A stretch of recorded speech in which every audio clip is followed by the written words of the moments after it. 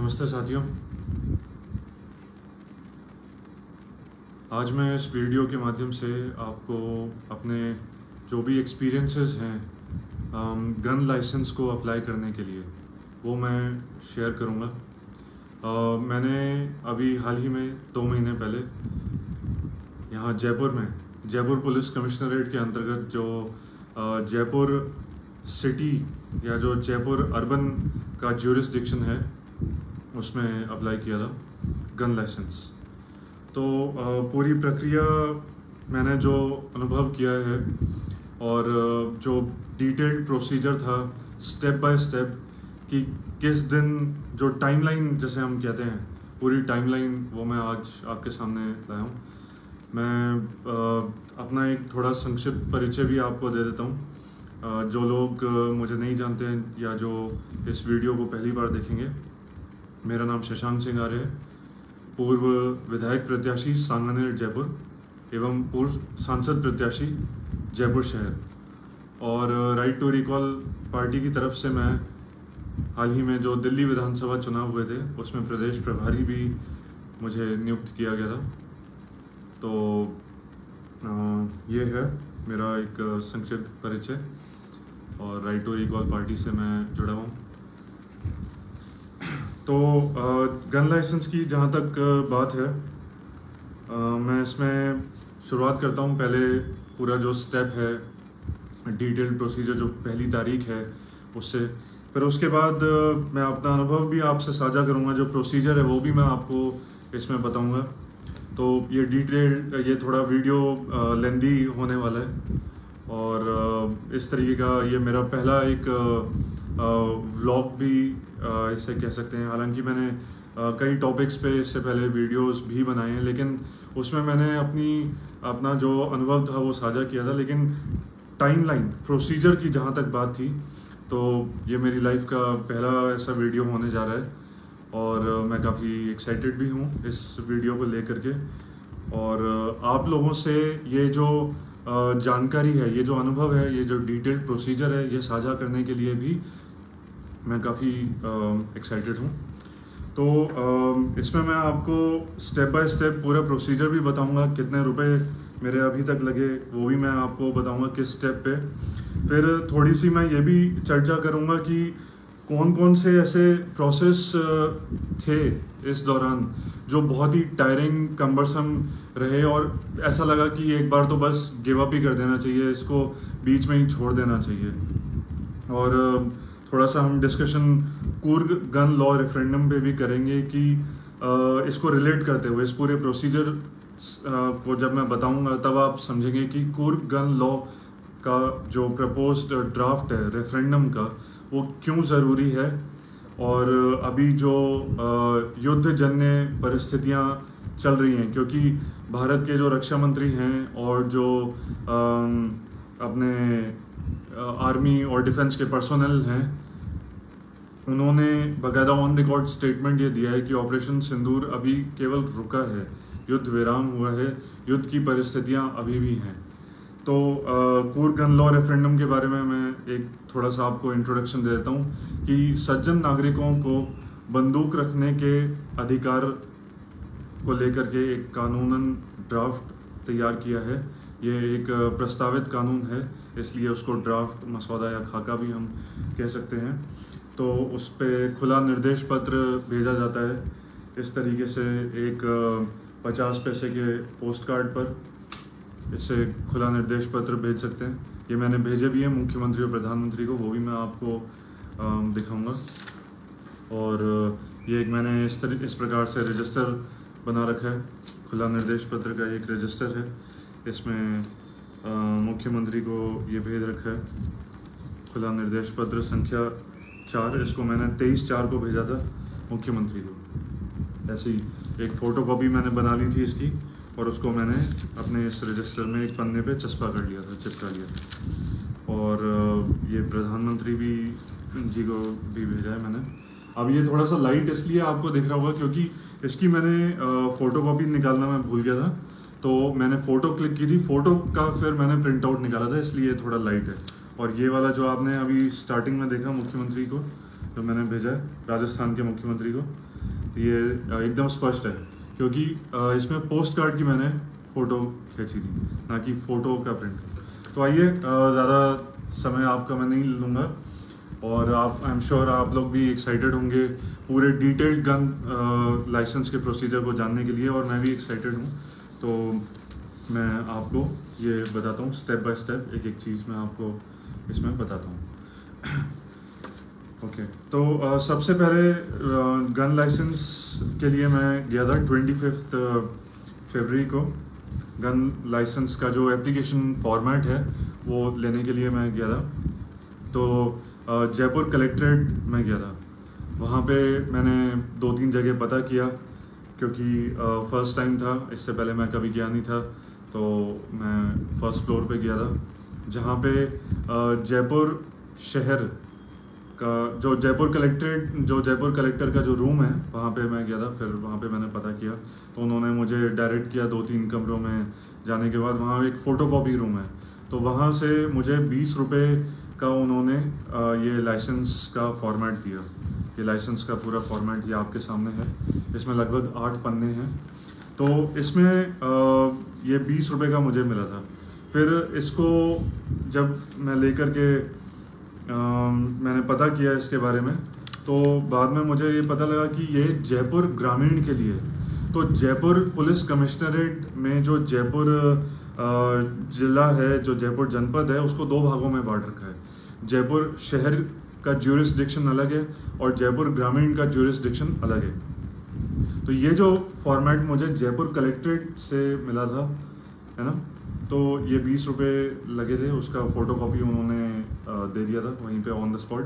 तो ये जयपुर ग्रामीण के लिए है। जयपुर ग्रामीण से यहाँ आपको कन्फ्यूजन नहीं होना है कि जयपुर ग्रामीण लोकसभा क्षेत्र अलग है, और जयपुर पुलिस कमिश्नरेट के अंतर्गत जो सीमा आती है वो अलग है, और जयपुर शहर की अलग है।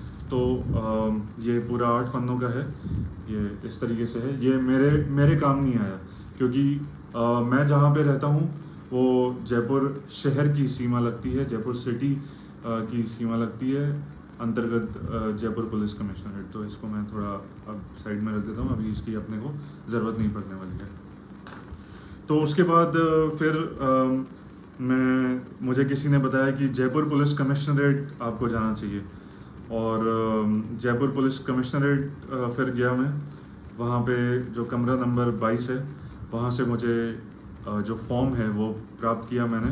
एक टोटली डिफरेंट फॉर्म था, वो मैं आपको ये दिखाता हूँ, और उसके 14 रुपये लगे। तो जब मैं मैंने किया वहाँ पे, तो एक महिला पुलिस कर्मी थी, महिला लेडी पुलिस कांस्टेबल थी, और मतलब यूनिफॉर्म में नहीं थी। तो उन्होंने मुझसे पूछा कि आपको क्यों चाहिए। तो वो पहला ही मेरा इंटरेक्शन था कि जब उन्होंने पूछा, तो मैंने उनको बताया कि मैं जनप्रतिनिधि हूँ, मैंने लोकसभा का चुनाव लड़ा है, मैंने विधानसभा का चुनाव लड़ा है। तो लोकसभा का जो मेरा कार्ड है वो मैंने उनको दिखाया, और फिर मैं एक सामाजिक संगठन से भी जुड़ा हुआ हूँ, आर्य समाज से।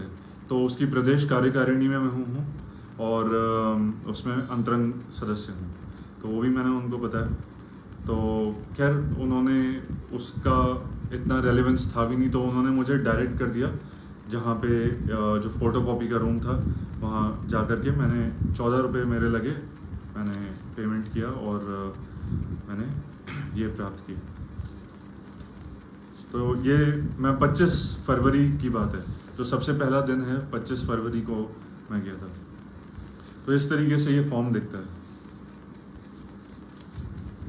2 पन्नों का ये है। इसका ये फर्स्ट पेज है, और ये सेकंड पेज है इसका। अब इसका जो फर्स्ट पेज है, उसमें मैं पढ़ के आपको बता देता हूँ। नवीन शस्त्र अनुज्ञा पत्र हेतु आवश्यक दस्तावेज। तो सबसे पहला जो है, आत्मरक्षा हेतु, फॉर सेल्फ डिफेंस, आवेदन प्रपत्र में A1 इसमें है, ऑनलाइन अप्लाई करना होता है। फिर इसके 3 भाग हैं, S1, S2, S3, वो मैं आपको अभी बताऊंगा, समझाऊंगा। निर्धारित शपथ पत्र आवेदन के साथ संलग्न, Aadhaar card, PAN card, date of birth के लिए जो जन्म प्रमाण पत्र है और 10वीं की मार्कशीट है। वर्तमान या गत वर्ष की ITR वो मैंने सबमिट की थी। और उपयुक्त के अतिरिक्त अन्य कोई 2 ID ये मैंडेटरी होती है। कोई भी 2 ऐसी ID मूल निवास प्रमाण पत्र, वोटर ID और या परिवार ration card, driving licence, passport, बिजली का बिल आदि। और यदि आवेदक जॉब या बिजनेस करता है तो संबंधी दस्तावेज की छाया प्रति। और यदि आवेदक राज्य केंद्रीय कर्मचारी है तो विभाग द्वारा ID उसको जारी होता है। और यदि आवेदक भारतीय सेना में है तो विभाग का उसका जो आई कार्ड होता है। और ये पॉइंट नंबर 1 है। पॉइंट नंबर 2 उन लोगों के लिए होता है जिनके पिता के पास होता है और वो उसको अपने नाम पे ट्रांसफ़र कराना चाहते हैं, तो उसको बोलते हैं स्थानांतरण के आधार पर, for heirloom policy transfer on live case. और थर्ड पॉइंट है विरासत के आधार पे। और फोर्थ है शूटिंग के आधार पे फॉर स्पोर्ट्स पर्पस। तो ये पॉइंट नंबर 2, 3 और 4 मेरे लिए एप्लीकेबल नहीं था। तो ये वो सारी चीज़ें हैं जो आपके लिए जब आप अप्लाई करना चाहते हैं गन लाइसेंस को, तो जो चीज़ें आपको चाहिए, फॉर्मेट जो चाहिए और जो चीज़ें उनकी तरफ से रिक्वायरमेंट है, तो ये था। अब मैं आता हूँ form number S1, S2, S3 पे। तो इस तरीके से ये दिखता है फॉर्म S1। आप देख सकते हैं यहाँ जहाँ मेरा थंब है यहाँ फ़ोटो लगाई जाती है। और इसमें ये है बेसिकली ट्रेनिंग सर्टिफिकेट है। इसमें name of the person, father's name, spouse name, residential address, age and date of birth, training period undergone, इसके बारे में मैं आपको अभी बताऊंगा पॉइंट नंबर 5 के बारे में। और point number 6, details of firearms for which training has been imparted. तो इसमें 4 पॉइंट है, handgun, rifle, shotgun, air weapon. तो मेरे केस में केवल पॉइंट नंबर 1 एप्लीकेबल था, बाकी सारे स्ट्राइक ऑफ कर दिए थे। Point number 7, purpose of training please specify. और इसमें भी 4 पॉइंट है। मेरे लिए वापस से केवल पॉइंट नंबर 1 एप्लीकेबल था, 2, 3 और 4 मेरे केस में एप्लीकेबल नहीं था। तो इसका पॉइंट नंबर 1 है application for arms licence, employ with arms dealer, employ with manufacturer, और 4th है अदर्स।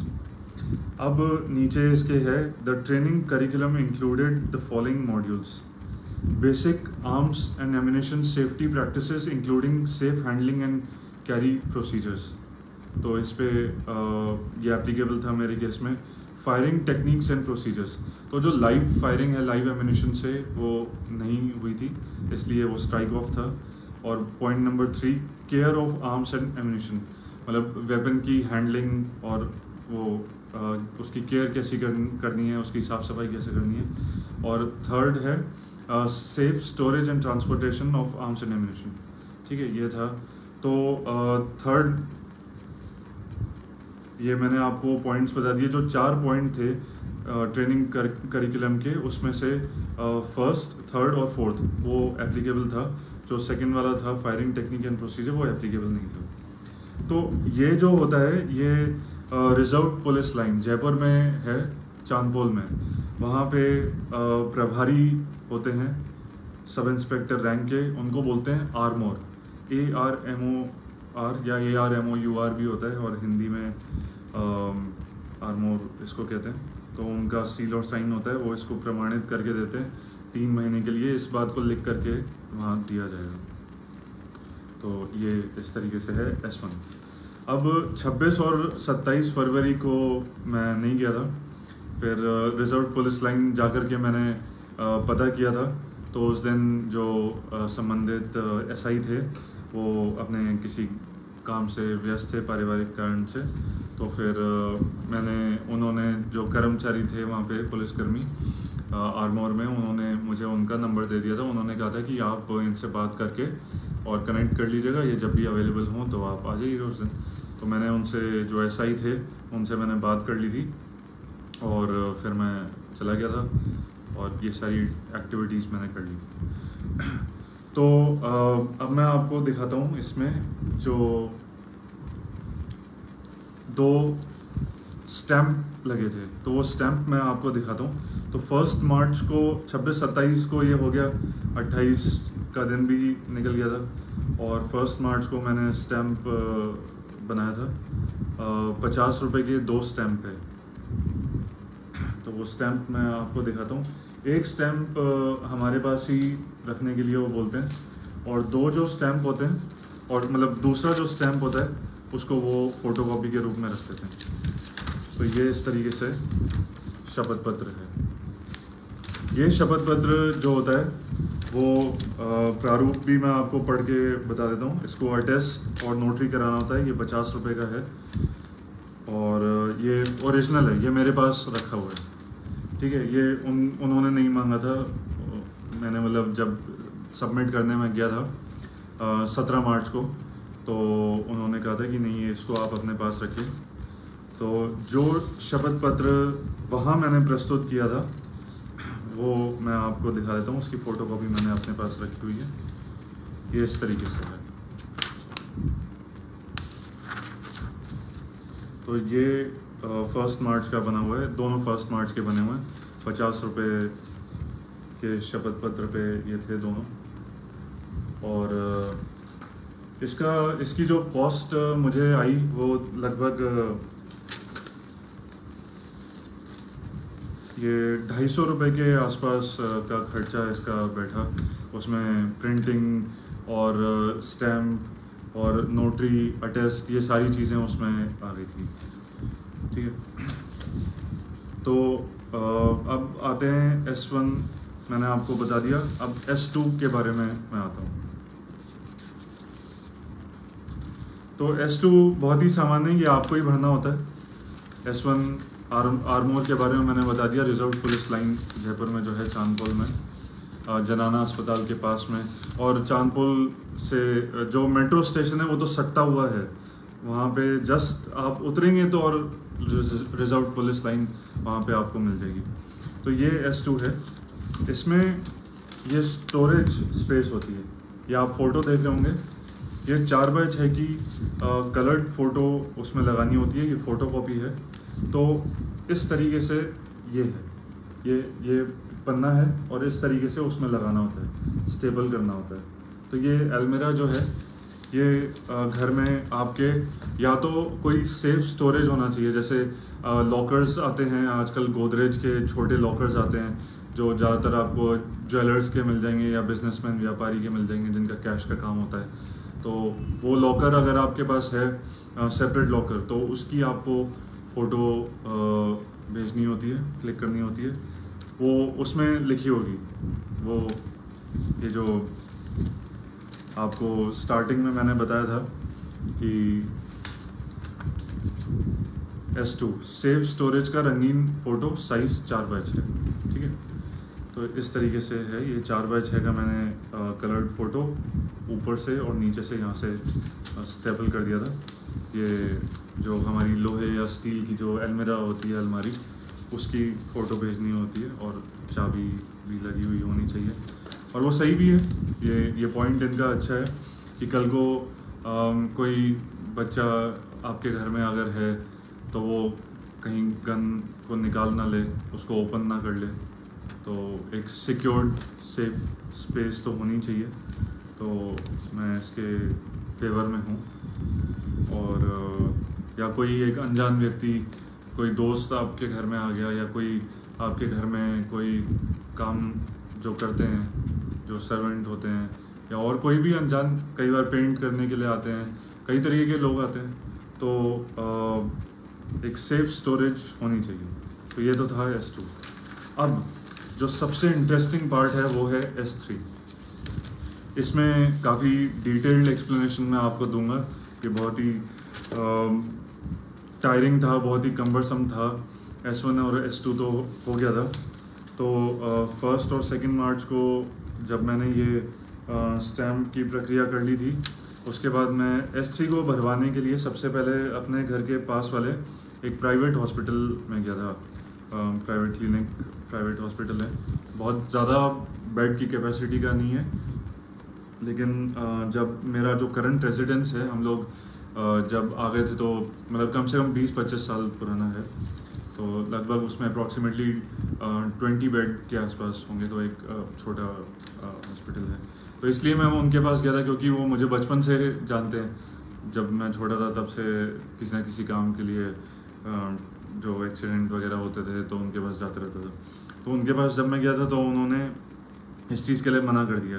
तो उन्होंने कहा कि ये यहाँ पे नहीं होता, तो उन्होंने मुझे शहरी प्राथमिक स्वास्थ्य केंद्र यानी जो सरकारी डिस्पेंसरी होती है वहाँ जाने के लिए डायरेक्ट किया था।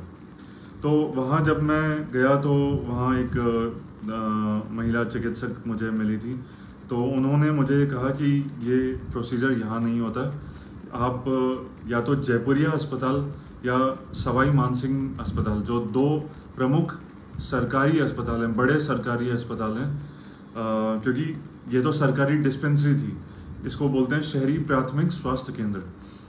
दो जो प्रमुख जयपुरिया अस्पताल है, ये इसकी लोकेशन है यहाँ टोंक रोड से भी आप जा सकते हैं दुर्गापुरा से होते हुए, या फिर जवाहरलाल नेहरू मार्ग पे और टोंक रोड के बीच में ये पड़ता है। तो ये भी सरकारी बड़ा अस्पताल है।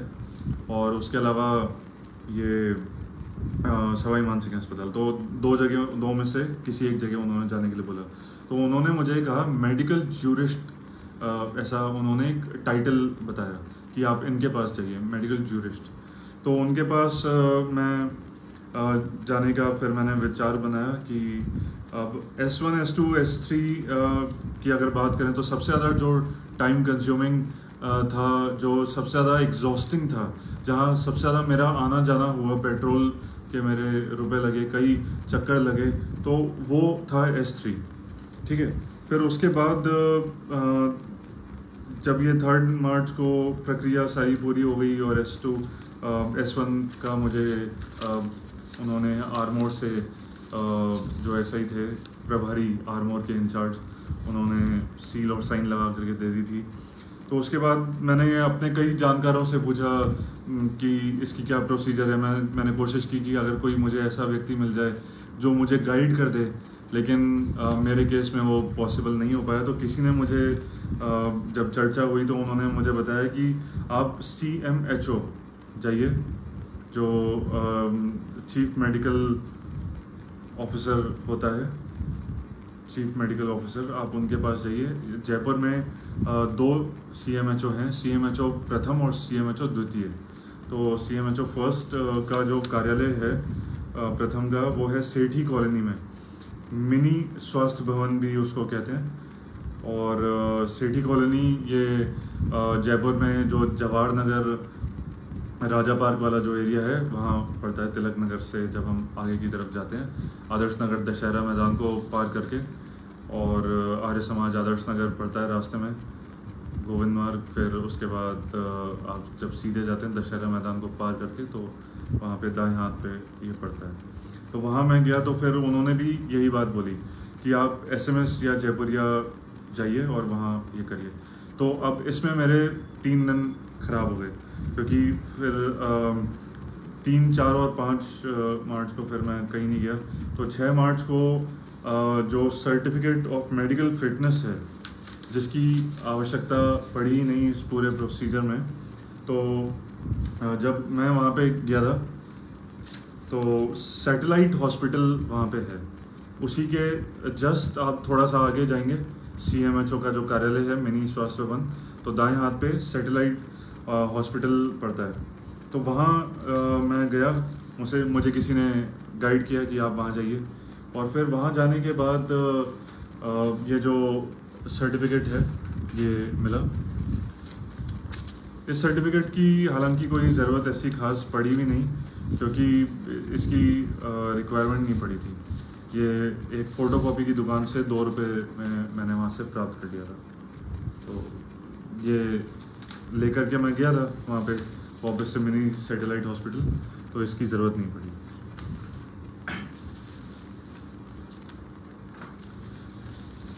तो फिर उसके बाद जब मैं गया तो लगभग ये बात थी सुबह 11:15 बजे की, 6 मार्च को। तो वहाँ पे फर्स्ट फ्लोर में मैं गया मेडिकल ज्यूरिस्ट के ऑफिस में। रूम नंबर अभी मुझे याद नहीं है, तो वहाँ पे जाने के लिए पर्ची कटवानी पड़ती है। तो इस प्रकार की एक पर्ची मैंने कटवाई थी, वो मैं आपको दिखा देता हूँ। ये वहाँ से इस तरीके से ही प्रिंट होकर के मुझे मिली थी। बहुत ही लाइट है, मतलब पढ़ने में ही नहीं आ रही है। तो उसमें आधार कार्ड वो आपसे मांगते हैं ओरिजिनल। कई बार हमारा आधार कार्ड ऐसा भी होता है जिसमें केवल लास्ट के 4 डिजिट दिखते हैं, और जो स्टार्टिंग के डिजिट्स होते हैं वो उन पे क्रॉस बना हुआ होता है, तो वो वहाँ पे मान्य नहीं होता है। जो लोग वहाँ पे दिखाना चाहते हैं, आप ये पढ़ भी सकते हैं। SR गोयल राजकीय अस्पताल, सेठी कॉलोनी। ये SMS अस्पताल से संबद्ध है, एफिलिएटेड है, सवाई मानसिंह चिकित्सालय महाविद्यालय। ठीक है, तो ये लेकर के फिर मैं ऊपर गया था। जो मेडिकल ज्यूरिस्ट थे, कमरा नंबर जैसे मैंने आपको बताया याद नहीं था मुझे। तो फिर उसके बाद जब मेरा आधार कार्ड नहीं था तो मैंने उनको फ़ोटो में दिखा दिया था मोबाइल में।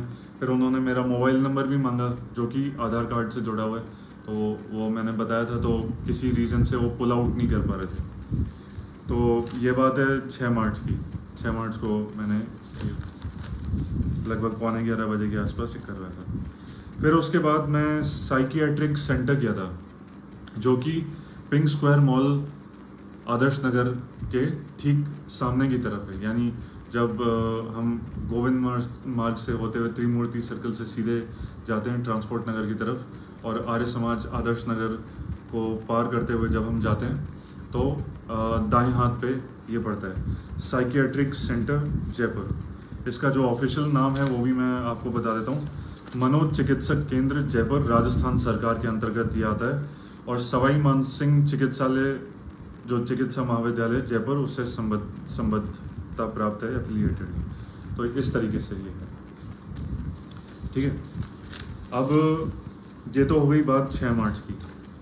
तो 6 मार्च को जब मैं मनोज चिकित्सा केंद्र गया तो वहाँ पे ये पर्ची मैंने बनवाई। सेम वही प्रोसीजर था जैसा मैंने जो सैटेलाइट हॉस्पिटल था सेठी कॉलोनी में, उसके सैटेलाइट हॉस्पिटल उसके ठीक पीछे की तरफ है, यानी उसके सामने ये पड़ता है।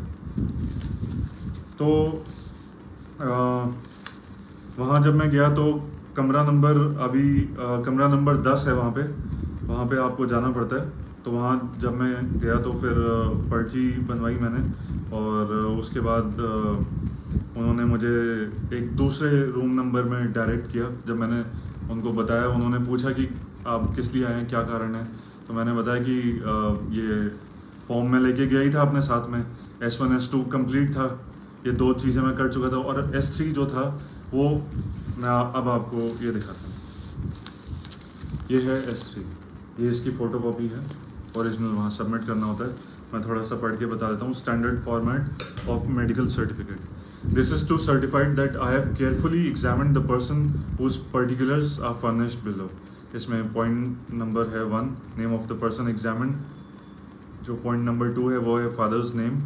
पॉइंट 3 रेजिडेंशियल एड्रेस, और age and date of birth, height, weight, blood pressure, deformity if any, और एनी अदर ऑब्जर्वेशन। फिर उसके बाद नीचे है, ये इम्पॉर्टेंट है, ये बहुत इम्पॉर्टेंट है। On the basis of examination it is certified that the person examined as mentioned in column 1 above, जो नाम है जो एप्लीकेंट है, जो व्यक्ति नवीन शस्त्र लाइसेंस का आवेदन कर रहा है, उसका नाम। तो point number 1 is in good physical health and is free from any physical deformity, यानी उसका जो शारीरिक स्वास्थ्य है वो सही है और किसी प्रकार की कोई अपंगता उसमें नहीं है, उसका जो शरीर है वो एकदम स्वस्थ है। Point number 2, has been found to be of stable mental condition and is not incline to violence. अब इसके बारे में अब आपको बताऊंगा डिटेल में। तो यानी उसका जो मानसिक स्वास्थ्य है वो एकदम सही है और हिंसक प्रवृत्ति का नहीं है वो। तीसरा, has been found not dependent on any substance which has an intoxicating और नार्कोटिक इफेक्ट, यानी उसको कोई लत नहीं है किसी प्रकार की, कोई वो कोई ड्रग्स या अन्य किसी पदार्थ, मादक पदार्थ का वो सेवन नहीं करता है, ठीक है। फिर उसके नीचे है signature of person examined named in column 1, यानी जो मेरा उसमें मैंने अपना साइन कर दिया था। उसके नीचे है signature of the medical practitioner. अब यहाँ पे जो मेडिकल ज्यूरिस्ट है, या तो जयपुरिया अस्पताल या फिर एसएमएस अस्पताल, उसमें से किसी एक के साइन कराने पड़ते हैं। तो मेरे घर से सबसे पास में पड़ता है जयपुरिया अस्पताल, तो मैं जयपुरिया अस्पताल गया था। फिर उसके बाद में जो सीनियर डॉक्टर होते हैं, superintendent and senior professor SMS medical college and psychiatric centre Jaipur, उन्होंने अपनी ऑब्जर्वेशन दी थी इस तरीके से। ये जो पॉइंट है, ये आप देखेंगे, ये मेडिकल ज्यूरिस्ट जयपुरिया हॉस्पिटल का है 15 मार्च का। और उसके नीचे, अच्छा यहाँ मैं आपको ये पॉइंट आउट कर दूं कि पहले आप जब मेडिकल ज्यूरिस्ट के पास जाएंगे, जैसे मुझे किसी ने गाइड किया, तो जो लेडी डॉक्टर थी मेरे घर के पास में डिस्पेंसरी में, उन्होंने भी यही चीज़ बताई थी। फिर मैंने कई लोगों से बात की, तो जब जानकारी में ये निकल कर के आया कि अल्टीमेटली मैं एसएमएस हॉस्पिटल भी गया था इस दौरान, और उसकी टाइमलाइन मैं आपको बता देता हूँ। तो एसएमएस हॉस्पिटल जब मैं गया था, ये बात रह गई 6 मार्च से पहले की, 3-4 मार्च के आसपास मैं गया था। तो उन्होंने कहा था कि आप अगले दिन आना। फिर मैंने कहा जब जयपुरिया जब हम जा सकते हैं, एक विकल्प उपलब्ध है और जो मेरे घर के पास है, तो मैं वहीं पे गया था। तो वो जो मेडिकल ज्यूरिस्ट थे, उन्होंने कहा कि पहले आप जो साइकेट्रिक सेंटर है, यानी मनोचिकित्सक विभाग, वहाँ से सील और साइन करवा के लाओ, आप ये करवा के ले आओ और हम हाथों हाथ कर देंगे सेम डे, ठीक है। तो पहले ये प्रोसीजर मैंने कराया, मतलब यानी मैंने अपना मेडिकल टेस्ट करवाया, और ये प्रमाणित करने के लिए कि मानसिक रूप से मैं स्वस्थ हूँ और हिंसक प्रवृत्ति नहीं है, और उसके अलावा कोई मादक पदार्थ का मैं सेवन नहीं करता। तो ये 12 मार्च को ये डिटेल्ड ऑब्जर्वेशन उन्होंने दी थी, उसके बारे में मैं अभी चर्चा करूँगा। ये 12 मार्च, ठीक है। तो S1, S2, S3 ये हो गया। और ये प्रारूप है स्टैम्प का। ये वो स्टैम्प है जो वहाँ पे सबमिट करना पड़ता है, और ये स्टैम्प है जो वन विभाग के लिए होता है। वन विभाग DFO ऑफिस में दिए जाने वाला शपथ पत्र। अब इसमें लिखा तो है कि वहाँ देना होता है, लेकिन उसमें उन्होंने रखा नहीं था, उन्होंने एक्सेप्ट नहीं किया, लिया नहीं, और ओरिजिनल है ही जो मैंने शुरुआत में आपको दिखाई दिया था। तो ये इससे पहले वाला जो 50 रुपये के स्टैम्प पेपर पे बनना होता है, ये वहाँ पे सबमिट करना पड़ता है, ठीक है। तो S1, S2, S3 मैंने आपको बता दिया। अब मैं इसको थोड़ा सा साइड में रख के आपको टाइमलाइन बता देता हूँ, और साथ ही मैं आपको ये भी बताऊँगा उसके बारे में, यानी जो टेस्ट है, मेडिकल टेस्ट जो था, उसके बारे में मैं आपको थोड़ा सा बताऊँगा।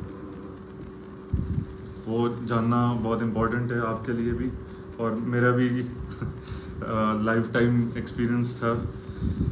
मैं आपको एकदम स्पष्ट बताऊंगा कि मैं भी थोड़ा सा हेजिटेंट था, थोड़ा सा नर्वस था, क्योंकि आप अपना मेंटल टेस्ट करवाने जा रहे हो। आप अपने आप को गन लाइसेंस के लिए हो या चाहे किसी के लिए भी हो, आप ये प्रमाणित करवाने के लिए अनजान व्यक्ति के पास में जा रहे हो, चाहे वो डॉक्टर ही क्यों ना हो, टोटली अनजान है, कि आप मानसिक रूप से एकदम स्वस्थ हो, है ना।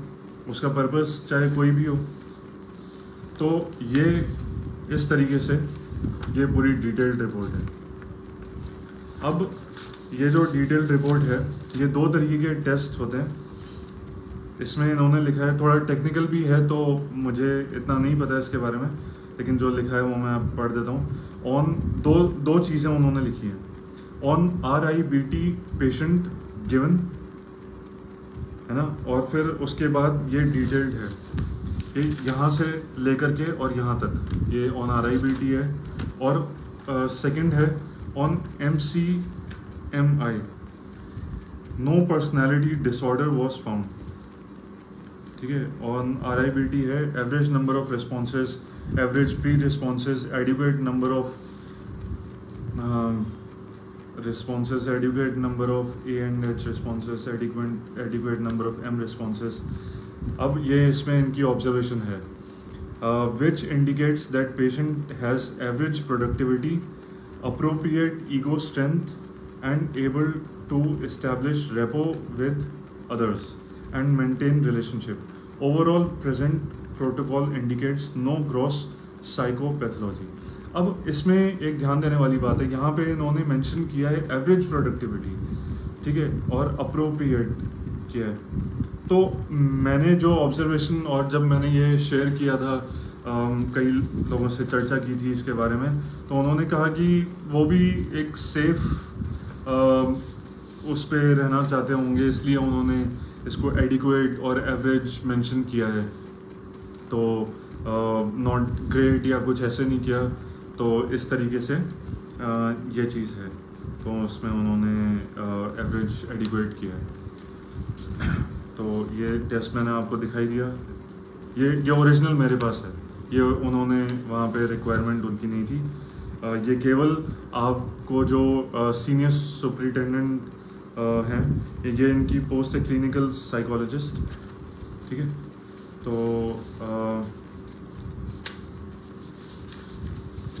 ये S3 के लिए काम आती है।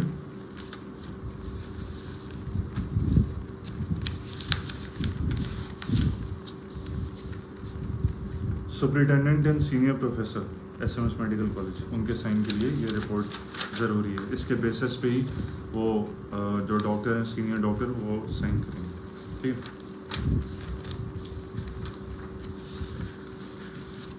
तो अब जो टेस्ट था उसके बारे में मैं थोड़ी सी चर्चा आपसे करता हूँ, जानकारी देता हूँ आपको। तो 2 टेस्ट हुए थे।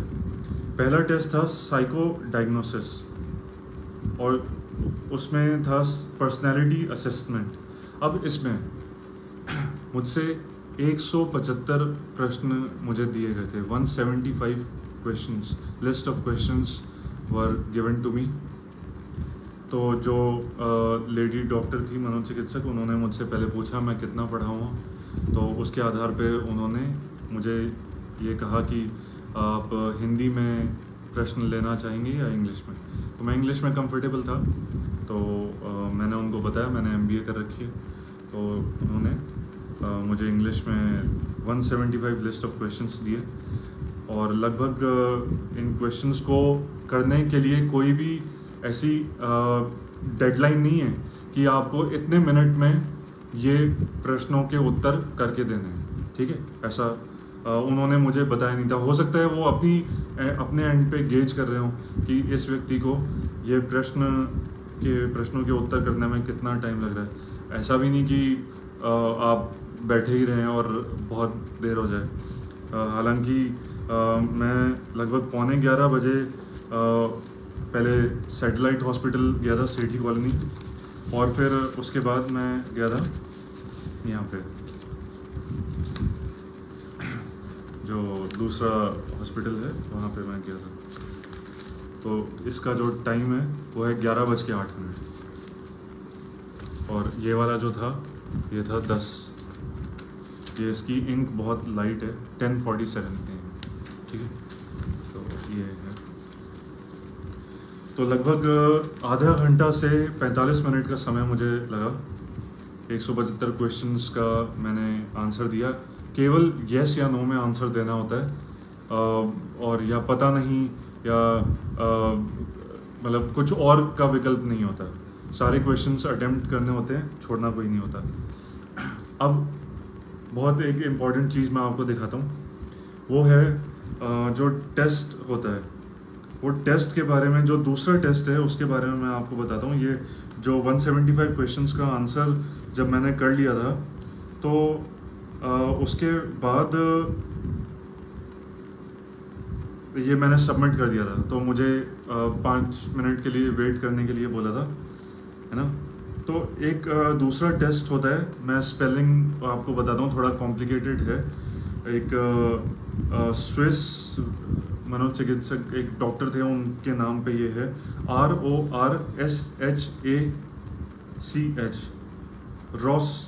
रॉसरैक टेस्ट इसको कह सकते हैं। तो उसमें क्या होता है कि 10 चित्र दिखाए जाते हैं अलग अलग प्रकार के। तो वो 10 चित्र मेरे को दिए गए थे, ये इस तरीके का। अगर आप देख पा रहे होंगे, मैं इसकी लाइट को थोड़ा कम करता हूँ, और अब आपको क्लियरली दिख रहा होगा। तो इस तरीके के 10 चित्र आपको दिखाए जाएंगे, आपको एक एक करके वो दिखाएंगे कि जैसे मैं आपके सामने बैठा हूँ, सपोज़ करिए कि मैं डॉक्टर हूँ, ठीक है, वो मनोचिकित्सक। तो मैं आपको दिखाऊंगा, एक कोई भी चित्र दिखा दूंगा, जैसे ये चित्र है, ये मैंने आपको दिखाया। तो आप अपना पूरा टाइम ले सकते हैं कि उस चित्र से आप क्या समझते हैं, उसको देख करके आपको अपनी ऑब्जर्वेशन देनी होती है कि अब इसमें से कई चित्र ब्लैक एंड वाइट थे, आपको क्या दिख रहा है, हिरण दिख रहा है, इसमें कुछ आपको कोई आकृति, तो क्या आकृति दिख रही है, उससे वो आप क्या समझ पा रहे हैं उस चित्र से, उस आकृति से। अजीबोगरीब आकृति होती है, ये मैंने आपको दिखाई। एक बार दोबारा से मैं आपको दिखा देता हूँ, उससे आप क्या समझते हैं।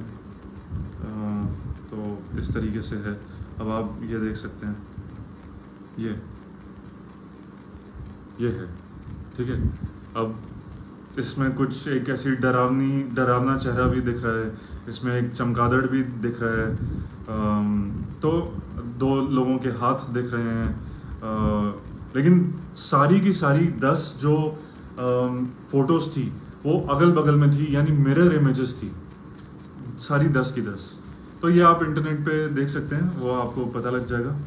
तो ये 2 टेस्ट मैंने, ये इनका स्विस साइकोलॉजिस्ट थे, इनका नाम था हरमन रॉसरैक, 10 कार्ड इन्होंने दिखाए थे। तो 20 से 30 मिनट का इसमें समय लगा था। तो वो जो डॉक्टर होती हैं, मेरे केस में एक लेडी डॉक्टर थी और संभवतः जूनियर डॉक्टर थी, वो एक आइडिया मेरा है, वो पता लग जाता है। सीनियर डॉक्टर उधर थी। इस दौरान लंच भी हो गया था, तो मुझे वेट भी करना पड़ा था लगभग 10-15 मिनट के लिए। और फिर उसके बाद वो कार्ड दिखाती जा रही थी, मैं अपनी ऑब्जर्वेशन देता रह रहा था, बताता जा रहा था। तो वो ऐसे छुपा के अपनी जो मेरी जो ऑब्जर्वेशन थी, जो मैं बता रहा था, तो उसको वो लिख रही थी, उसको जो इवैल्यूएशन जिसको कहते हैं। फिर इस पूरी प्रक्रिया में लगभग 2 घंटे लगे, फिर मैं अपने घर चला गया था। और 7, 8, 9, 10, तो 7 मार्च को फिर ये सारी चीज़ें हुई। ये 6 मार्च को मैंने आपको बताया कि ये टेस्ट मैंने 6 मार्च को कराया, ठीक है। 6 मार्च को टेस्ट हो जाने के बाद फिर कुछ दिन तक मैं वहाँ क्लिनिक भी गया था। तो ये सारी चीज़ें जो मैंने आपको पहले बताई थी कि मैं अपने निकटतम हॉस्पिटल गया था, जो क्लिनिक था घर के पास में। तो 7, 8, 9 और 10 तारीख को मैं थोड़ा सा व्यस्त था काम के सिलसिले में। 11 तारीख को मैं अपने निकटतम क्लिनिक में गया था। 12 तारीख नहीं, क्षमा चाहता हूँ, मैंने थोड़ी सी गलत टाइमलाइन दे दी कि 7, 8, 9, 10 तारीख को मैं थोड़ा ऑफिस के काम से व्यस्त था। और फिर ये जो रिपोर्ट है, ये जो ओरिजिनल रिपोर्ट है, इसको लेकर के मैं जो सीनियर डॉक्टर हैं उनके पास गया था। तो उस दिन लेट हो गया था, तो तब तक वो चले गए थे। फिर उसके बाद उनसे साइन कराने के लिए मैं गया था, तो उन्होंने कहा था कि आप अगले दिन आना। वो शायद व्यस्त है या मैं भी थोड़ा सा लेट हो गया था, वो मुझे एग्जैक्टली 11 तारीख को टाइम याद नहीं आ रहा, तो हो सकता है फिर मैं वापस आ गया था। फिर 12 तारीख को ये सिग्नेचर मैंने आपको दिखाई दिया था S3 में उन्होंने किया था। ये सिग्नेचर मैं दोबारा से दिखा देता हूँ आपको, और मैं बता भी देता हूँ उन्होंने क्या अपनी ऑब्जर्वेशन दी थी। तो जब मैं उनके रूम में एंटर हुआ था तो वहाँ पे कई सारे शायद पॉसिबली डॉक्टर्स थे, या मुझे एग्जैक्टली नहीं पता कि वो लोग कौन थे। तो उनके साथ उस रूम में थे, एक मीटिंग टाइप की चल रही थी। तो मैं इसको ये कह सकते हैं कि वो ज्यूरी वहाँ पे थी, वो मेडिकल ज्यूरिस्ट थे। उसको एग्जैक्ट प्रोनाउंसिएशन अभी मैं थोड़ा मिस कर रहा हूँ, JURIST, मेडिकल ज्यूरिस्ट लिखा रहता है वहाँ पे। तो मेडिकल ज्यूरिस्ट उधर लिखा हुआ था जब मैं सैटेलाइट हॉस्पिटल गया था, सेठी कॉलोनी, और SMS में भी था, और जयपुरिया हॉस्पिटल में भी था। तो ये था on basis of psychological tests RIBT and MCMI and clinical evaluation, no gross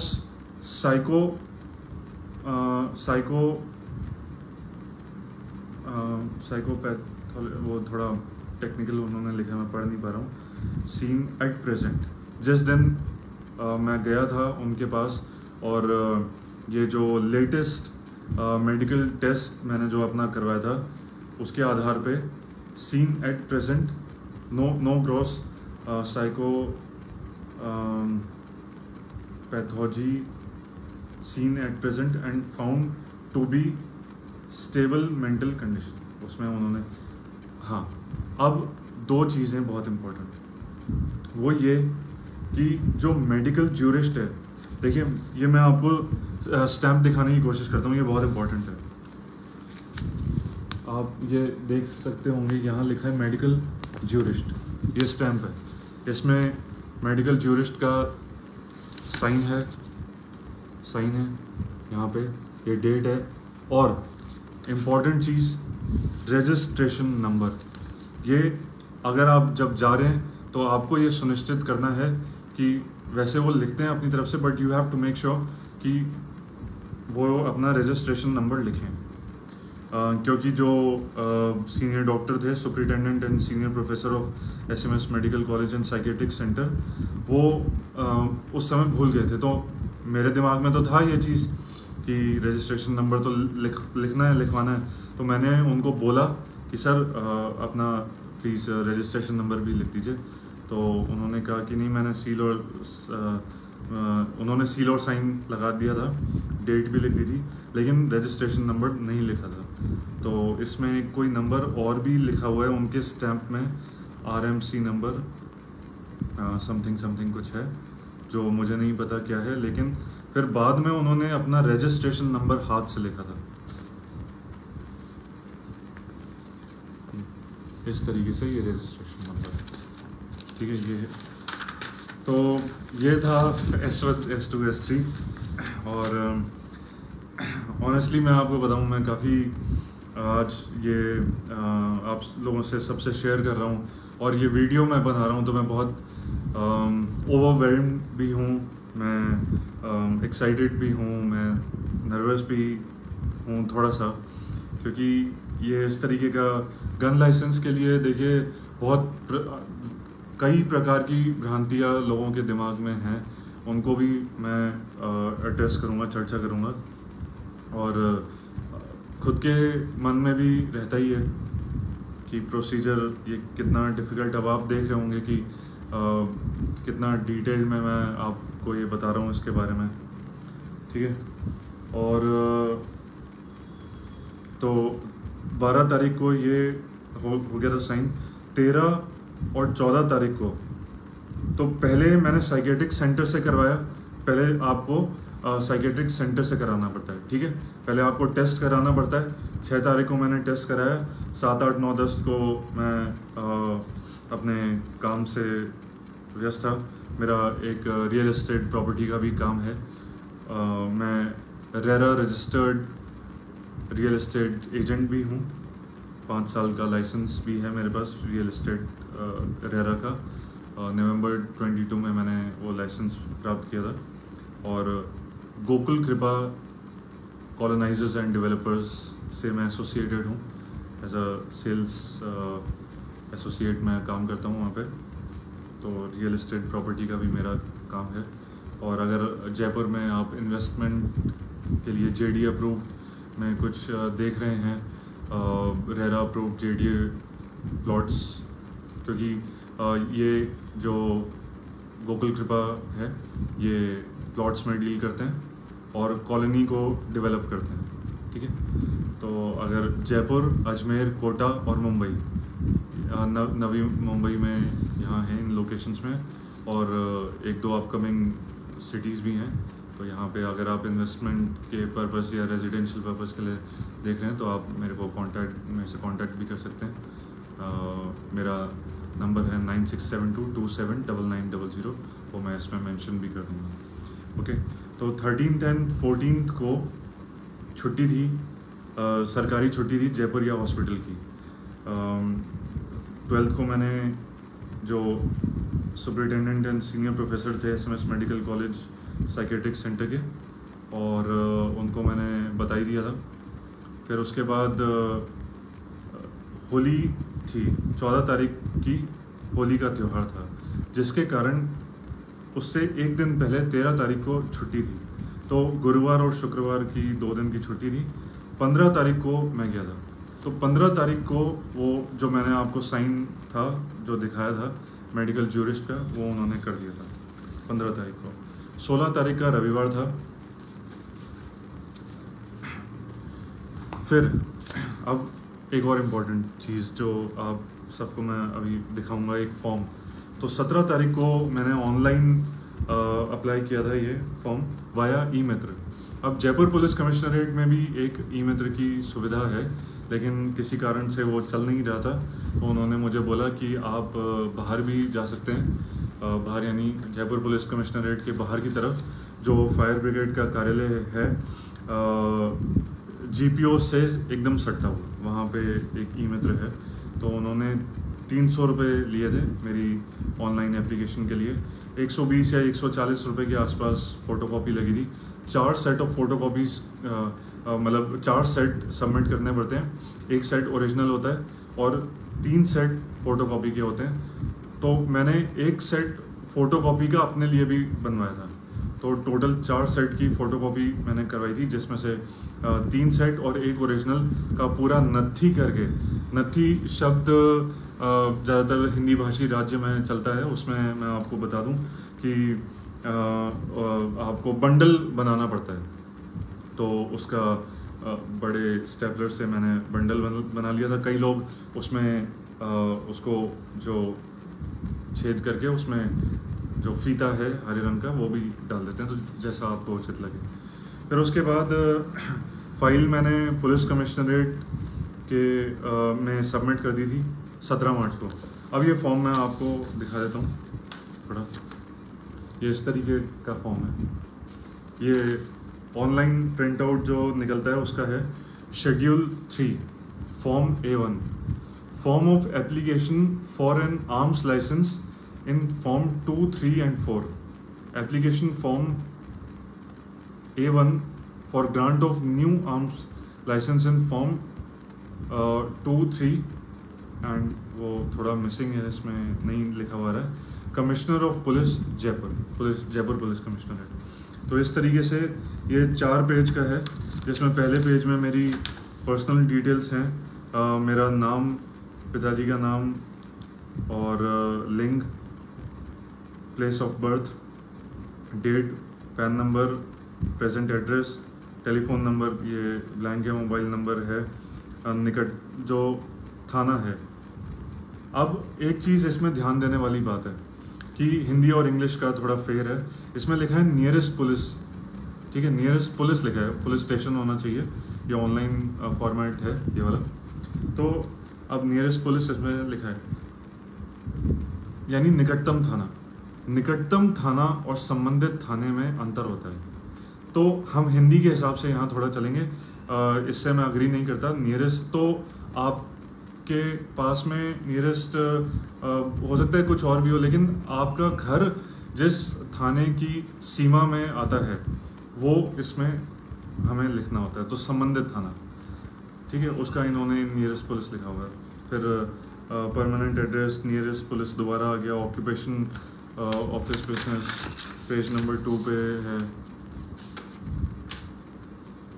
Whether the applicant has been convicted, order to execute a bond under procedure prohibited under arms, whether the applicant for a license before, if so to whom, पहले कभी किया है या नहीं, क्या कभी licence cancel हुआ है, सस्पेंड हुआ है या निरस्त हुआ है।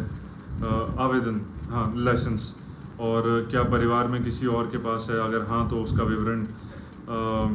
और हाँ, पॉइंट नंबर डी जो कि S2 से रिलेटेड है कि applicant has a safe place to keep the arms and ammunition, तो उसमें यस मैंने अलमारी की फ़ोटो लगाई दी थी 4x6 की कलर्ड, ऐसे क्लिक करके फिर उसको टिल्ट करके मैंने ऐसे इधर चस्पा कर दिया था कागज़ पे इस तरीके से और स्टेबल कर दिया था। Additional particular crop protection, if the licence required for crop protection under rule 33, no, ये पेज नंबर 2 है।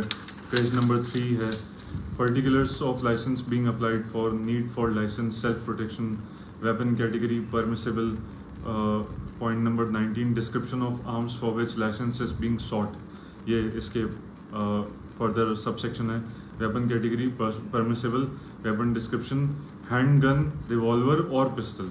तो हैंड गन 2 प्रकार की होती है, या तो रिवॉल्वर जिसे 6 राउंडर भी कहते हैं, क्योंकि रिवॉल्वर में गराड़ी होती है, राउंड चेम्बर होता है, उसमें 6 या 7 होता है, कई बार 5 भी होता है।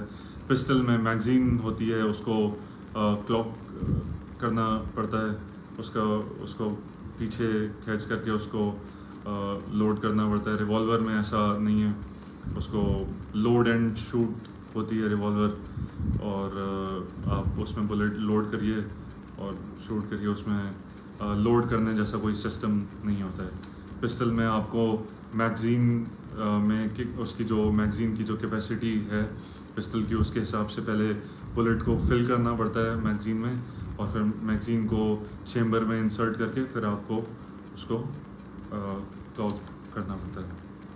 पॉइंट 20 डिस्क्रिप्शन ऑफ एम्यूनिशन और ingredients of as per rules 21 area within which applicant wishes to carry arms, state claims for special consideration for obtaining the, बाकी नहीं लिखा। तो ये इस तरीके से फॉर्म है, इसको आप ऑनलाइन भी जा कर के देख सकते हैं, और ये 17 मार्च 2025 को मैंने कराया था, पेज नंबर 4, ठीक है। तो ये चीज़ हो गई। अब आते हैं टाइमलाइन पे। तो 17 मार्च को ये हो गया, उसके बाद फाइल अब 17 मार्च से लेकर के कई दिन तक इस दौरान मैं गया, क्योंकि मेरे अंदर उत्सुकता थी जानने की कि मेरी फ़ाइल आखिर कहाँ पहुँची। तो अब फाइल जब पुलिस कमिश्नरेट में मैंने दे दी, कमरा नंबर 22 में, उस महिला पुलिस अधिकारी को, तो उसके बाद DCP जो होता है आपका संबंधित, अब जयपुर को 4 ज़िलों में बांट रखा है पुलिस के हिसाब से, उत्तर, दक्षिण, पूर्व, पश्चिम। तो जहाँ मैं रहता हूँ, मेरा घर जो है, जो थाना है वो दक्षिण में पड़ता है, तो DCP दक्षिण का जो कार्यालय है वहाँ पे पहले फाइल आएगी, उसके बाद वहाँ से आपका जो संबंधित थाना है वहाँ आएगी, ठीक है। तो अब कई दिन लग गए। अब उसके बाद मैं गया पता करने के लिए कि मेरी फ़ाइल DCP दक्षिण में पहुंची या नहीं।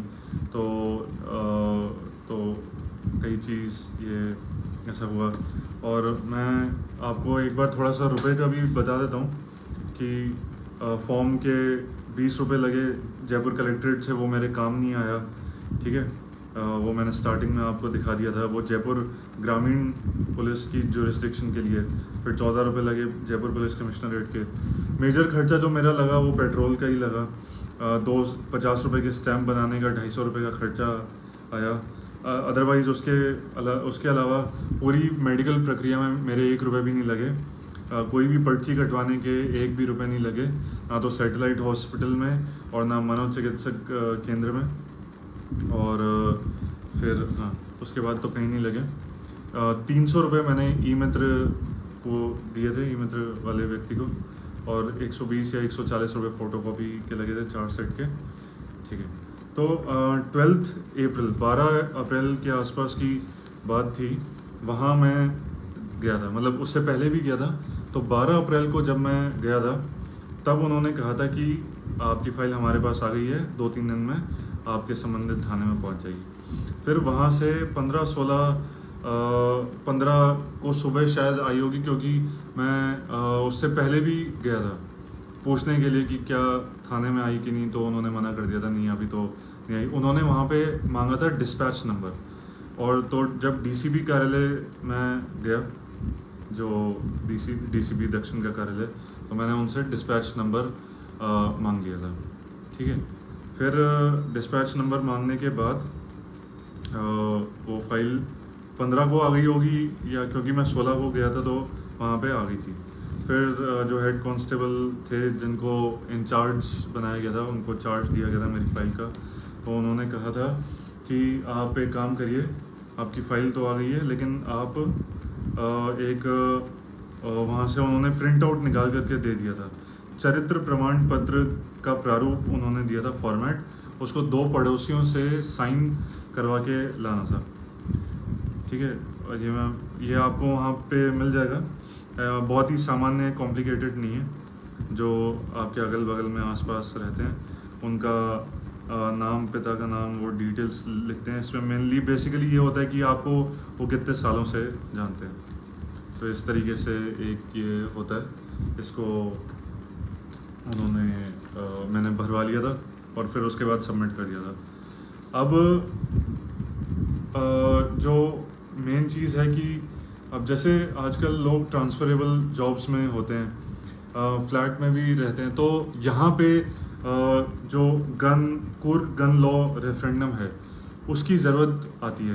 क्योंकि कोर गन लॉ रेफरेंडम में क्या है कि अब जिसको ज़रूरत है तो उसको ये जो लाइसेंस की पूरी थकाऊ जटिल प्रक्रिया है, उसमें हम चाहते हैं कि जनमत संग्रह हो प्रत्येक जनपद स्तर पे।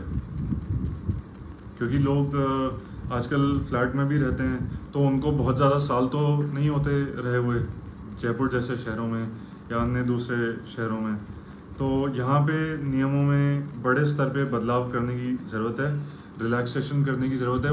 वो नियम, या वो मैं नियम भी नहीं उनको बोलूँगा, जो बाउंड कर देते हैं, रिस्ट्रिक्ट कर देते हैं एक तरीके से, जो हिंड्रेंस, अड़चन पैदा करते हैं गन लाइसेंस का आवेदन करने में, गन लाइसेंस का जो लाइसेंस है उसको प्राप्त करने में। अब ये मैंने कर तो दी पूरी प्रक्रिया, अब मुझे कब मिलेगा भी कि नहीं वो मुझे तो पता नहीं, और ना मैं उसका कोई बहुत ज़्यादा होप लेकर के चल रहा हूँ। क्योंकि हम सब जानते हैं कि कई बार नहीं भी मिलता है, और मिलता भी है तो कई महीने लग जाते हैं। फिर उसके बाद कई दिन निकल जाने के बाद जो अमेरिका के वाइस प्रेसिडेंट हैं वो जयपुर आए हुए थे। तो जो हेड कांस्टेबल थे, उन जिनको मेरी फ़ाइल का चार्ज मिला हुआ था, जो इंचार्ज थे, वो उसमें व्यस्त थे ड्यूटी में। फिर जयपुर में आईपीएल के मैचेस भी चल रहे थे। तो फिर उसके बाद मैं इस दौरान मैं 2-3 बार गया था। फिर 7 मई को गया था, 11 मई को, और 15 मई को मैं गया था। ठीक है, तो ये मैंने आपको बताया। 17 मार्च को मैंने आवेदन किया था। 15 या 16 तारीख को, यानी 1 महीने बाद, फाइल डीसीपी कार्यालय से मेरे संबंधित थाने में आई थी। 12 अप्रैल को डीसीपी दक्षिण में पहुंची थी। जबकि अब ये बात जानने वाली है, डीसीपी दक्षिण का कार्यालय जयपुर पुलिस कमिश्नरेट के प्रांगण में है, यानी वहाँ से 5 कदम दूरी पे है जो कमरा जिसमें मैंने फ़ाइल को सबमिट किया था, और डीसीपी दक्षिण का जो कार्यालय। ठीक है, मेरे को कोई ग्रजेस दिए, क्योंकि मेरे को प्रक्रिया जाननी थी, अनुभव प्राप्त करना था, और ताकि मैं सबको बता सकूँ। फिर उसके बाद उन्होंने वो फॉर्मेट दे दिया था, तो इसमें ये पूरा टाइम लग गया 16 अप्रैल से लेकर के, और ये कई सारे दिन निकल गए, और 15 मई के आसपास फिर मैं उसके बाद गया था। तो 15 मई को मैं गया था, तब उन्होंने ये जो क्वेश्चंस हैं ये इस तरीके से, जो ऑनलाइन एप्लीकेशन जब मैंने की थी 17 मार्च को ई मित्र के माध्यम से, तो जैसे ये क्वेश्चंस मिलते हैं इसी तरीके से एक पूरा उनका अपना स्वयं का फॉर्मेट था, अपना खुद का उनका फॉर्मेट था, और उस फॉर्मेट में उसमें से उन्होंने मुझसे कई प्रश्न किए थे, जैसे कि किसी से आपकी कोई दुश्मनी तो नहीं है, किसी ने आपको कोई धमकी दी हो, कोई जान का खतरा, कभी शांति भंग में आप गिरफ्तार हुए हों, यानी सेक्शन 144 जो होता है, धारा 144, या आपके ऊपर कोई वो तो नहीं है किसी प्रकार का मुकदमा। और फिर जो डिटेल में पूछा था क्वेश्चन, वो मेरी पृष्ठभूमि कि मेरा जन्म लखनऊ में हुआ है।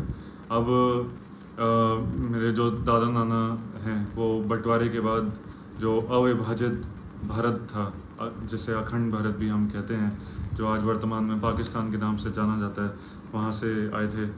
तो फिर दिल्ली में रहे, दिल्ली से लखनऊ में, तो पूरी टाइमलाइन पूछी गई थी, और मुझे इसकी ऐसी मतलब ईयर बाय ईयर जानकारी नहीं थी, तो मैंने अपने पिताजी से इसमें सहायता लेनी पड़ी। और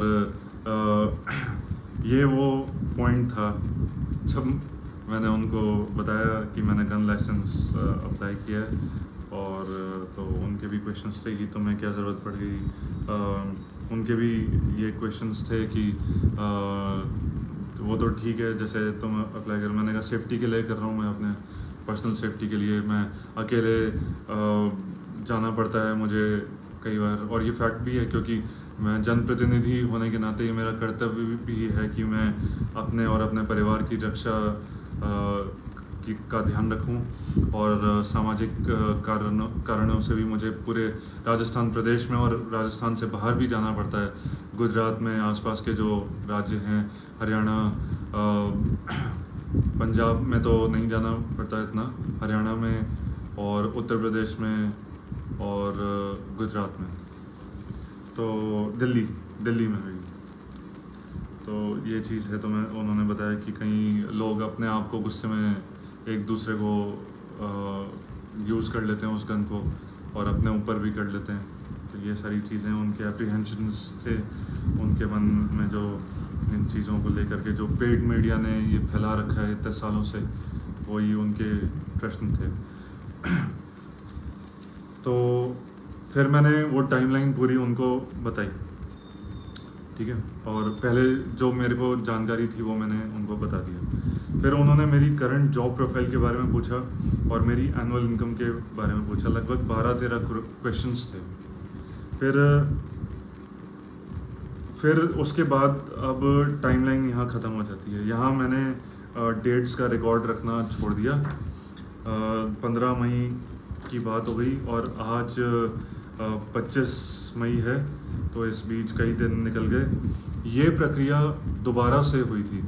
अब वो सारे क्वेश्चंस मुझसे दोबारा से पूछे गए थे। क्यों पूछे उन्होंने उसकी मुझे कोई जानकारी नहीं है, कोई आइडिया नहीं है। वो whether it is part of the procedure, ये प्रक्रिया का भाग है कि 2 बार उन्होंने मुझसे सारे क्वेश्चंस पूछे, या वो जो 2 पेज थे वो कहीं मिसप्लेस हो गए या उन्होंने खो दिया, मुझे इसकी जानकारी नहीं है। तो दूसरी बार उन्होंने मुझसे जब पूछा तो मैं वेल प्रिपेयर्ड था, क्योंकि जो मेरी पृष्ठभूमि थी, उन्होंने मुझसे मेरे पुश्तैनी मकान के बारे में बहुत क्वेश्चन पूछे। तो लखनऊ में मेरा जब जन्म हुआ 86 में, तो उसके बाद डेढ़ साल ही हम लोग वहाँ रहे होंगे। पिताजी सरकारी नौकरी में थे, अर्ध सरकारी विभाग था। फिर आगरा ट्रांसफ़र हो गया था जब मैं मात्र 1.5 साल का था। फिर आगरा से भाई का जन्म हुआ था, भाई मेरे से 3 साल छोटा है। फिर हम लोग आगरा में जब थे तो तब मैं 3 साल का हो गया था। फिर आगरा से जयपुर हम आ गए थे 90s में। तो ये पूरा डिटेल उनको बतानी पड़ी, एक एक डिटेल। जो ये तो मुझे पता थी, लेकिन अब मेरे जन्म से पहले वाली डिटेल्स मुझे नहीं पता थी, तो वो मुझे पिताजी से हेल्प लेनी पड़ी। और फिर मेरी करंट जॉब प्रोफाइल के बारे में, मेरी एनुअल इनकम के बारे में उन्होंने पूछा। ठीक है, फिर मैंने डेट्स का अब रिकॉर्ड रखना छोड़ दिया। तो जो हेड कांस्टेबल थे उन्होंने कहा था कि अब 2-3 दिन के बाद फाइल जो एसीपी कार्यालय, असिस्टेंट कमिश्नर ऑफ पुलिस का जो कार्यालय है, जो कि मेरे ही क्षेत्र में है, डीसीपी दक्षिण का कार्यालय तो वहाँ पे है, डीसीपी दक्षिण का कार्यालय तो वहाँ है ही, जयपुर पुलिस कमिश्नरेट के अंदर। एसीपी का कार्यालय यही है, मेरे क्षेत्र में ही, पास में ही है, लगभग 2-2.5 किलोमीटर की दूरी पे होगा, और थाना तो पास में पड़ता ही है। तो वहाँ पे मैं जब पता करने के लिए गया तो फाइल वहाँ पे तो नहीं पहुँची थी।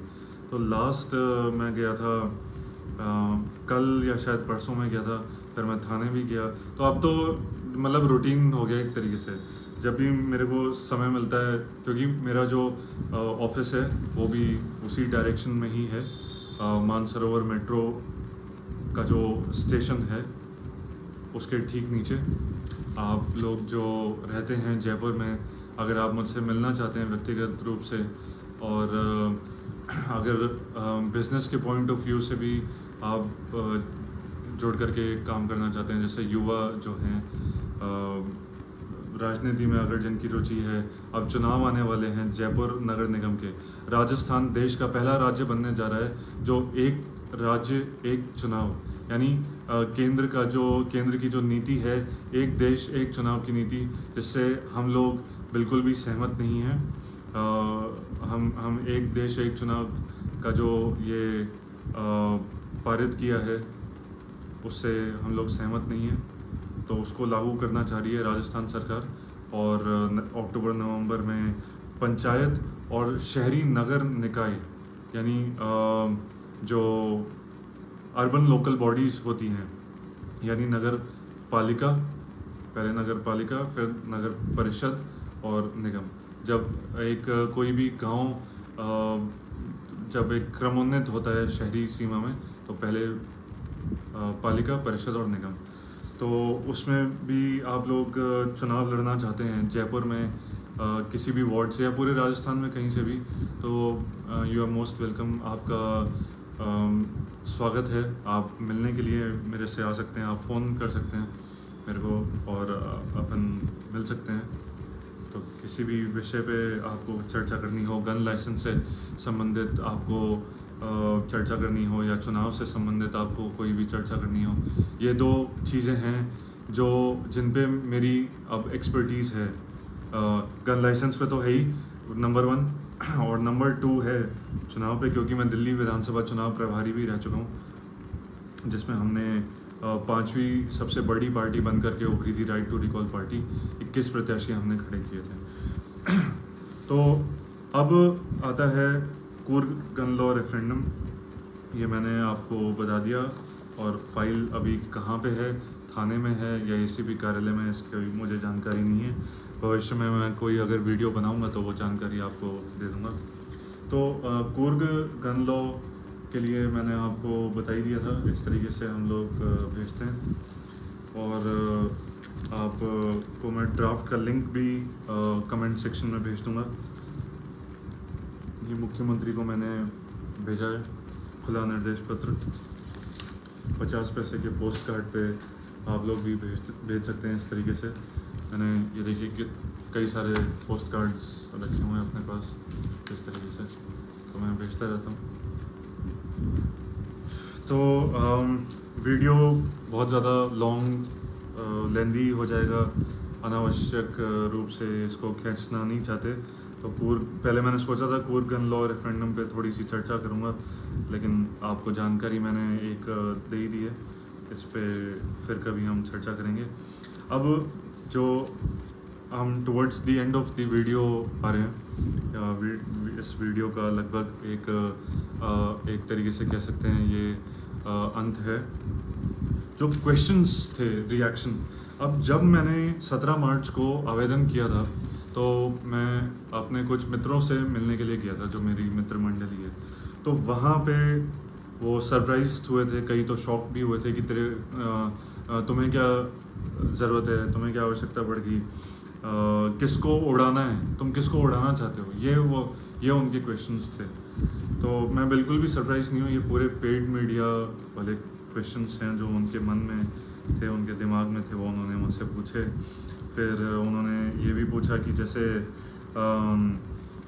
गन ले ली क्या तुमने, और क्योंकि उनको प्रक्रिया की जानकारी नहीं है, तो उन्होंने पूछा कि गन ले ली क्या तुमने, कितने की ली, और लाइसेंस कितने का मिला। मैंने जबकि उनको बताया कि मैंने अभी आज पहला ही दिन है और मैंने अप्लाई किया। तो अब मैंने आपको रुपए भी बता दिया, अभी तक मेरे जितने रुपए लगे हर स्टेप पे।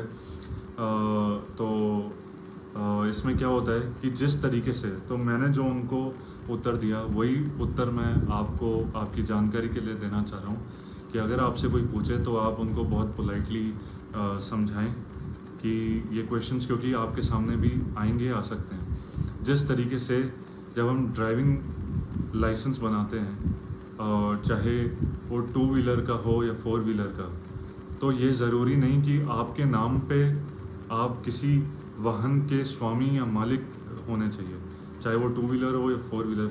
अब आपके घर में 2 व्हीलर या 4 व्हीलर है, आपके पिताजी के नाम पे है, आपके भाई के नाम पे है, तो आपने चलाना सीख लिया और उसके आधार पे आपने ड्राइविंग लाइसेंस के लिए अप्लाई कर दिया और आपका ड्राइविंग लाइसेंस बन गया, 2 व्हीलर या 4 व्हीलर जो भी। लेकिन ये तो कोई ज़रूरी नहीं ना कि आपके नाम पे ही होना चाहिए कोई 2 व्हीलर या 4 व्हीलर, आप वाहन के स्वामी होने चाहिए, ये तो कोई नहीं मांगता, कहता। तो ये चीज़ है, तो यही उत्तर मैंने दिया कि पहले बनता है गन का लाइसेंस। ये लाइसेंस जब मैं ई मित्र वाले के पास गया था तो वहाँ पे एक व्यक्ति आया हुआ था, उसका लाइसेंस बना हुआ था, वो शायद रिन्यूअल के लिए आया था। तो एकदम एक बुकलेट नुमा होता है, डार्क ब्लू नेवी कलर का होता है, जैसे पासपोर्ट होता है लगभग उस तरीके का। तो वैसा होता है और उसमें अंदर तो मैंने नहीं देखा, तो उसमें अंदर एंट्री होती है। हर गन का जो एक लीगल ऑफिशियल गन होती है उसका सीरियल नंबर या कोड होता है। वो जो सीरियल नंबर या कोड है वो उस गन लाइसेंस पासपोर्ट, उसको भी आर्म्स लाइसेंस पासपोर्ट कहते हैं, उस पर यही लिखा हुआ होता है, उसमें अंदर एंट्री कर दी जाती है। तो ये सारी चीज़ें थी। मैंने अपनी तरफ से पूरी कोशिश की है कि सारी चीज़ें कवर करने की। ये वीडियो काफ़ी मेरे लिए डिटेल्ड और एग्जॉस्टिंग भी हो गया है। और ये एक एप्लीकेशन थी जो जयपुरिया अस्पताल के लिए मैंने मेडिकल जूरिस्ट के लिए हस्तलिखित स्वास्थ्य प्रमाण पत्र बनवाने हेतु एप्लीकेशन दी थी, क्योंकि वहाँ पे यही काम होता है, मेडिकल जूरिस्ट का काम यही होता है कि वो जो मेडिकल सर्टिफिकेट है वो बनाया जाता है। कई कारणों के लिए बनाया जाता है, जैसे आपको अपने ऑफिस में अप्लाई करना है, या आप सरकारी नौकरी में हो या प्राइवेट नौकरी में हो, आप अप्लाई करना चाहते हो, तो वहाँ पे अगर किसी प्राइवेट का मांगते हैं तो ठीक, कई बार ऐसा भी होता है कि किसी प्राइवेट हॉस्पिटल या प्राइवेट मेडिकल प्रैक्टिशनर का वो नहीं मांगते, तो फिर आपको SMS या जाना होता है। तो ये मैंने हैंड रिटन एप्लीकेशन अपनी समझ से दे दी थी कि श्रीमान मेडिकल जूरिस्ट, राजकीय जयपुरिया चिकित्सालय जनपद। इसका फॉर्मेट भी वहाँ पे चस्पा था कि किस तरीके से आपको करना है। विषय स्वास्थ्य प्रमाण पत्र बनवाने हेतु महोदय, उपरोक्त विषय में निवेदन है कि अपनी निजी सुरक्षा हेतु नवीन शस्त्र लाइसेंस बनवाने के लिए मुझे मेरा स्वास्थ्य प्रमाण पत्र बनवाना है, अतः मेरा स्वास्थ्य परीक्षण कर स्वास्थ्य प्रमाण पत्र देने की कृपा करें। फिर मैंने अपना नाम, लेकिन मैं आपको बता दूं, मुझे इसकी आवश्यकता नहीं पड़ी। ये ओरिजिनल है और ये मेरे पास है, इसकी कोई आवश्यकता नहीं पड़ी। सबसे पहले जो पिंक स्क्वायर मॉल के सामने जो साइकेट्रिक विभाग है, मनोचिकित्सक विभाग है, सेंटर, साइकेट्रिक सेंटर, वहाँ पे जा कर के अपना परीक्षण करवाना होता है आपको। आप उनको जाइए, उनको बोलिए कि गन लाइसेंस के लिए मैंने अप्लाई किया है। उनको S1 S2 आपके पास तैयार होना चाहिए उसके आधार पे, और S3 आपका भरा हुआ होना चाहिए जितना आप पढ़ सकते हैं। फिर आप उनको ले जाके दिखाइए, पर्ची कटवाइए, इस तरीके की पर्ची कटवाइए, ये फ्री होती है। आधार कार्ड नंबर आपको पूरा दिखाना पड़ेगा या मोबाइल नंबर जो उससे जुड़ा हुआ है, ठीक है। और जयपुर पुलिस कमिश्नरेट में जा कर के फॉर्म लेना है, 2 नोटरी करवाने हैं 50-50 रुपए के, 2 स्टैम्प। ओरिजिनल जो है आपको अपने पास रखना है इस तरीके से। ये वहाँ पे मुझसे नहीं मांगा गया, ये ओरिजिनल है। ये वन विभाग के लिए होता है, ये आपको हमेशा अपने पास रखना पड़ेगा सुरक्षित। गन लाइसेंस मिल जाने के बाद आपसे कभी भी मांगा जा सकता है ज़रूरत पड़ने पे, ठीक है। और S2 जो था, S2 जो दूसरा वाला स्टैम्प था, मैं उसका प्रारूप भी आपको दिखा देता हूँ। इस तरीके से ये जो वहाँ से मुझे प्रारूप मिला था, वो प्रारूप मैं आपको एक बार दोबारा से दिखा देता हूँ। वैसे तो वो फॉर्मेट में हो गई, बट जस्ट इन केस आपको मैं दिखा देता हूँ। ये वो था जो वहाँ पे सबमिट किया, और ये वो था जो ओरिजिनल मैंने अपने पास रखा है, ठीक है। तो अभी एक तरीके से रिवीजन मैं कर रहा हूँ अभी इस पूरे वीडियो का। फिर S1 S2 S1 बनेगा रिजर्व पुलिस लाइन चांदपुल से, वो आर्मोर से बनेगा, गन के रख रखाव कैसे किया जाता है, उसकी हैंडलिंग, साफ़ सफाई, ये सारी चीज़ें सील साइन लगा करके वो देगा। और वो 3 महीने के लिए वैलिड होता है, ऐसा उन्होंने हाथ से लिख के दिया है। S1 S2 आपको ही करना होता है। जो सेफ़ है, यानी लॉकर या जो अलमारी है लोहे या स्टील की अलमारी, उसकी 4x6 की कलर्ड फ़ोटो आपको उसमें S2 में लगानी होती है। S1 S2 हो गया। अब बात आती है S3 की। S3 के लिए आपको सबसे पहले वहाँ जाना है,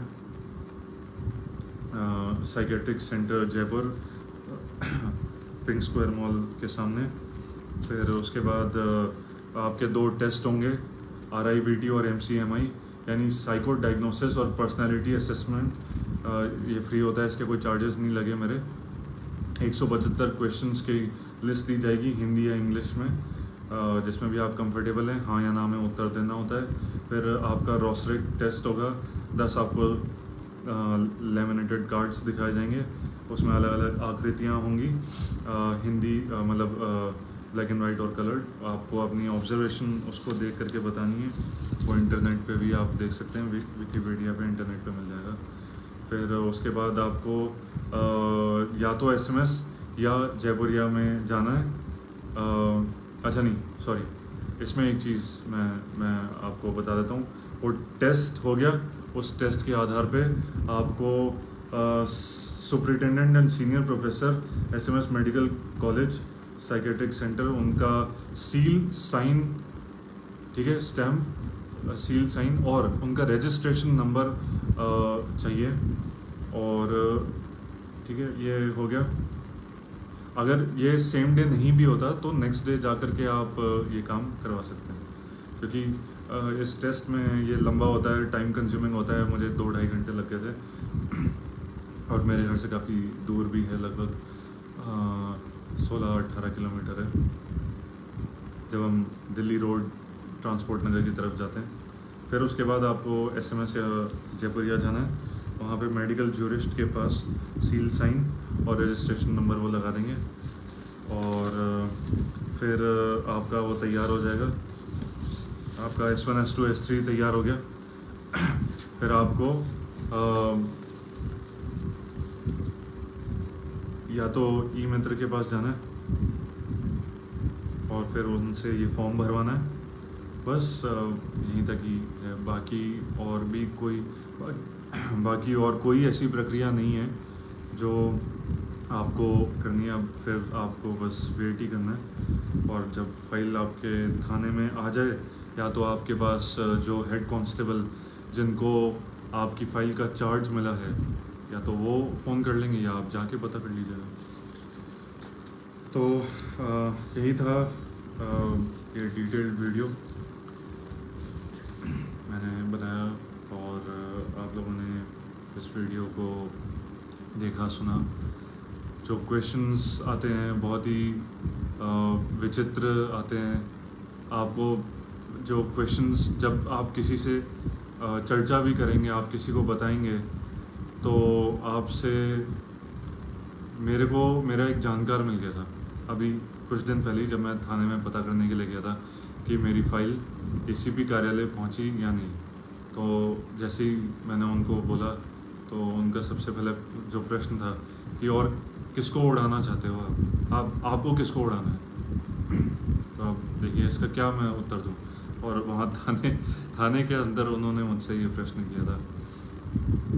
तो मैंने कहा था कि नहीं, उड़ाने जैसा कुछ भी नहीं है।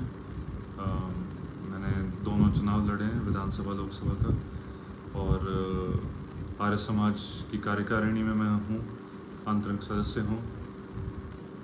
तो उसके काम से, संगठन के काम से और पार्टी के काम से, राजनीतिक जनप्रतिनिधि होने के नाते मुझे पूरे राजस्थान में, जो कि देश का सबसे बड़ा राज्य है, कई बार अकेले 600-700 किलोमीटर रात को भी ट्रैवल करना पड़ता है अपने खुद के कन्वेंस से। तो इसलिए तो ये चीज़ है, और वो मैंने आपको बता ही दिया। कई लोगों ने कई तो मतलब ऐसा था कि इस चीज़ को वो स्वीकार करने के लिए तैयार नहीं थे कि मैंने आवेदन कर दिया। मैंने उनको बताया कि जब मैंने उनको ये लॉजिक दिया कि अभी मैंने गन नहीं खरीदी है, पहले मुझे लाइसेंस मिलेगा फिर ही मैं गन ले पाऊँगा। गन, क्योंकि जब हम लेने जाते हैं तो वो सबसे पहले मांगते हैं कि आपका लाइसेंस है कि नहीं। आप YouTube पे कोई भी वीडियो देखिए, सर्च करिए, उसमें जो गन के रिटेलर्स हैं, डीलर्स हैं, वो यही बोलेंगे कि ये हम आपको तभी दे सकते हैं, और आप फ़ोन भी तभी करिए, आप इंक्वायर भी तभी करिए गन के लिए जब आपका गन आर्म्स लाइसेंस, आपका पासपोर्ट बना हुआ है। तो ठीक है, फाइनली मैं अब इस वीडियो को एंड करता हूँ, और आपके कोई भी प्रश्न हो इससे जुड़े हुए, मैं पूरी आपको असिस्टेंस है, जानकारी, हेल्प दूंगा। और आप मिलना चाहें तो मिल भी सकते हैं, और गन लॉ रेफरेंडम के बारे में भी हम चर्चा करेंगे। और युद्धजन्य परिस्थितियों की अगर बात करें तो उसमें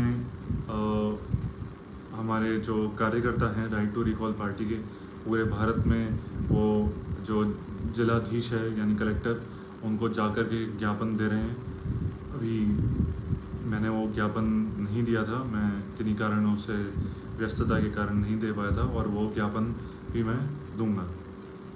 और वो एक बार ज्ञापन जब मैं दे दूंगा तो उसकी फ़ोटो या उसके अलग से वीडियो भी मैं बना दूँगा। तो आज के लिए इतना ही। नमस्ते।